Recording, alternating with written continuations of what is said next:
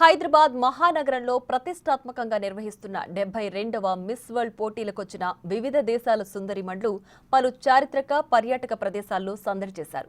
హైదరాబాద్లోని చార్మినార్, చౌమహల్లా ప్యాలెస్ను సందర్శించారు. చార్మినార్ వద్ద నిర్వహించిన హెరిటేజ్ వాక్లో పాల్గొన్నారు.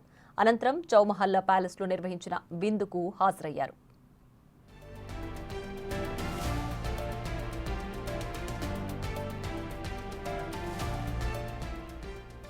చార్మినార్ కు చేరుకున్న సుందరిమణులకు సాంప్రదాయ అరబ్బీ మర్ఫా సంగీతంతో స్వాగతం పలికారు. చార్మినార్ అందాలు, చుట్టుపక్కల ప్రాంతాలను వారంతా సందర్శించారు. పాత బస్తీలోని చారిత్రక లాడ్ బజార్లో ఎంపిక చేసిన పలు దుకాణాల్లో గాజులు కొనుగోలు చేశారు. ఈ క్రమంలో లాడ్ బజార్ వ్యాపారులు ఉదారత చాటుకున్నారు. మిస్ వరల్డ్ కంటెస్టెంట్స్ దగ్గర డబ్బులు తీసుకునేందుకు నిరాకరించారు. కంటెస్టెంట్స్ కొనుగోలు చేసిన వస్తువులను ఉచితంగా పంపిణీ చేశారు. హైదరాబాద్ విశిష్టతను, లాడ్ బజార్ ప్రత్యేకతలను తమ దేశాల్లో చాటాలని కంటెస్టెంట్లను కోరారు. అంతకుముందు కంటెస్టెంట్స్ కు గులాబీ పూలిచ్చి తమ షాపుల్లోకి స్వాగతించారు వ్యాపారులు.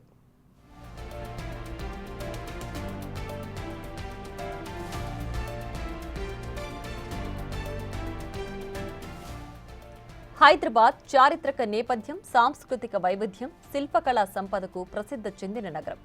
నగరంలోని వారసత్వ కట్టడాలను ప్రపంచానికి పరిచయం చేయడానికి forum for a better Hyderabad సంస్థ ఆధ్వర్యంలో హెరిటేజ్ వాక్ కార్యక్రమం నిర్వహించారు. హైదరాబాద్లో మత సామరస్యం వెల్లివిరిసిందని, తమ సందర్శనలో ఇది కనిపించిందన్నారు సుందరిమణులు.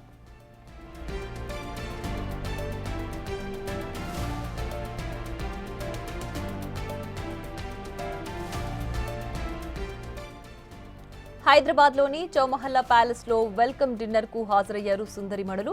మిస్ వరల్డ్ కంటెస్టెంట్లకు హైదరాబాద్తో పాటు చార్మినార్, చౌమహల్లా ప్యాలెస్, ఇతర చారిత్రాత్మక కట్టడాలపై వీడియో ప్రజెంటేషన్ ఇచ్చారు అధికారులు. ఈ కార్యక్రమానికి సీఎం రేవంత్ రెడ్డి, మంత్రులు నటుడు నాగార్జున హాజరయ్యారు. రేపు వరంగల్లో పర్యటించనున్నారు. చారిత్రక ఓరుగల్లు కోట, హన్మకొండలోని 1000 స్తంభాల గుడి, ములుగు జిల్లాలోని చారిత్రక రామప్ప దేవాలయాన్ని సందర్శించనున్నారు. ఈ మేరకు అధికారులు అన్ని ఏర్పాట్లు చేశారు.